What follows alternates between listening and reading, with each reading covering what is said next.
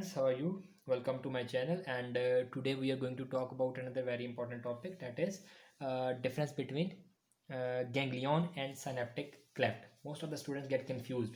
They are confused about the ganglion because it's a little bit complicated term, but they often confuse it with the synaptic cleft. But they both are different terms. So let me explain what are. First of all, let me tell you what are ganglion.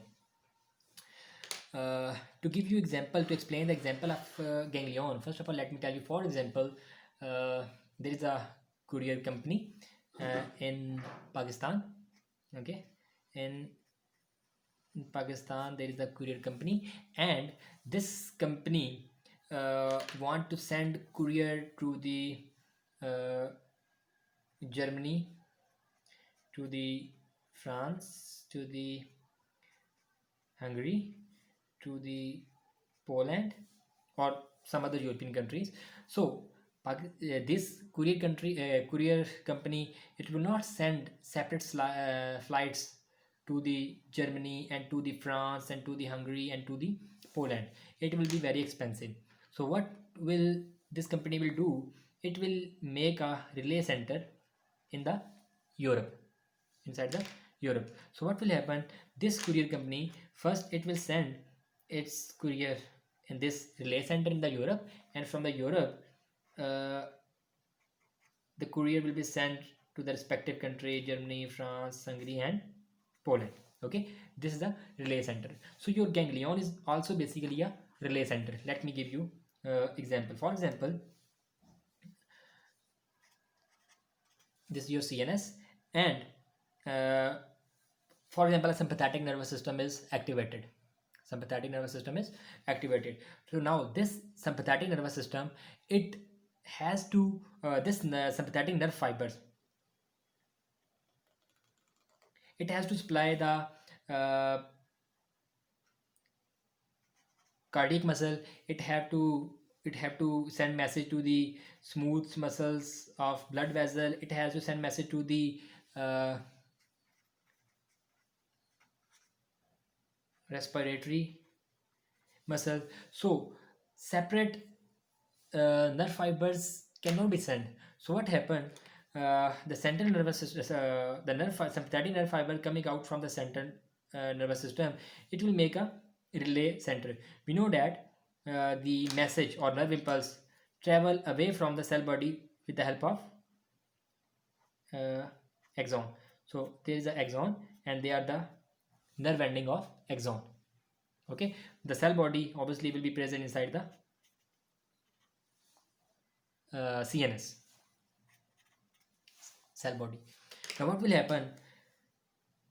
The cell body of all these nerve fibers that have to supply the cardiac muscle, that has to supply the smooth muscle of blood vessel, that has to supply the smooth muscles of respiratory system. So what will happen? The cell bodies of these nerve fibers are present over there,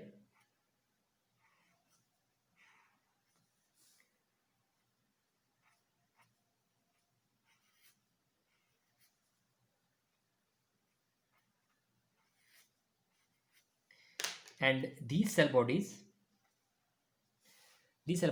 they will take message from this axon, ending of axon. They will take message, and this message will travel through the axon toward these cardiac muscle.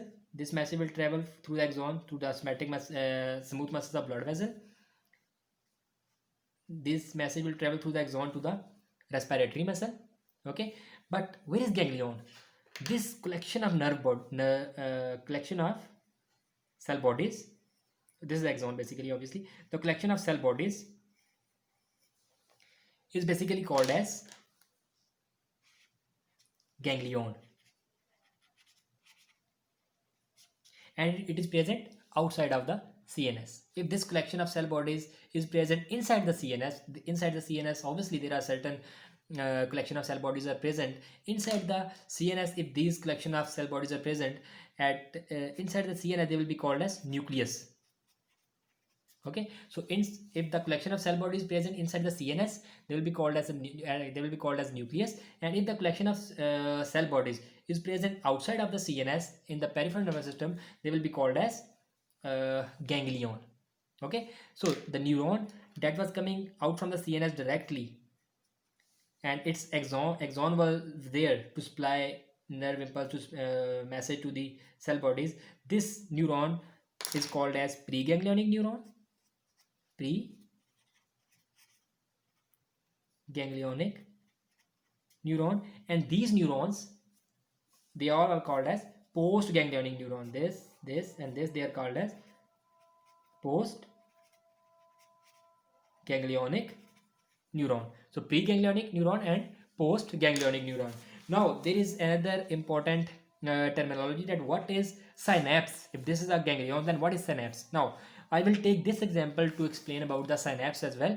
Now what is synapse? Get ready to understand this concept. But let me tell you one more thing. Let me draw the bigger picture. For example, this is axon terminal, this is axon terminal. Okay, here I am drawing the axon terminal, and here are the cell bodies. Okay, they are the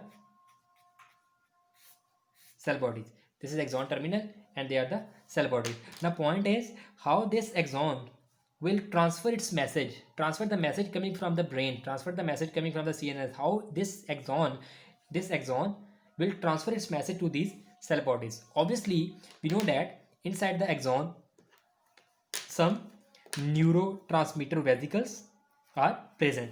Okay, and once the message or nerve impulse will come, these neurotransmitter vesicle, they will fuse with the membrane and they will release its content, that is neurotransmitter. So neurotransmitter will be released inside the cell or inside the space, and the space present between this neuron and this neuron. Obviously this neuron will be having its receptor present over there, and when this neurotransmitter, it will get attached on this receptor, the message will be transferred to this neuron, and from this neuron the message or impulse or action potential, it will travel to the other organ, that is cardiac muscle, in this case smooth muscles of blood vessels, and in this case for example smooth muscles of respiratory muscles. So in this way action potential or message will travel to the distant organ. Okay, now the space between one neuron and other neuron, this is called as basically synapse.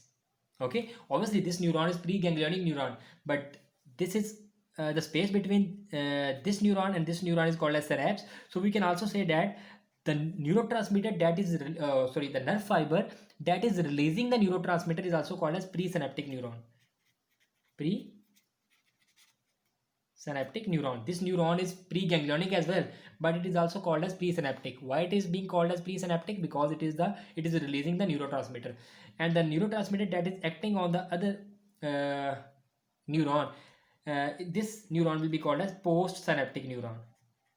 Postsynaptic neuron, and the space between postsynaptic and presynaptic neuron will be called as synapse.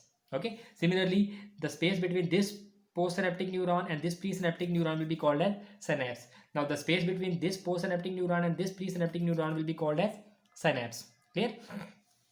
So these are basically synapse and they are the postsynaptic neuron, and the whole this collection of cell bodies will be called as ganglion. Okay, the synapse is not only present at the between two neurons. For example, let me give you one more example. For example,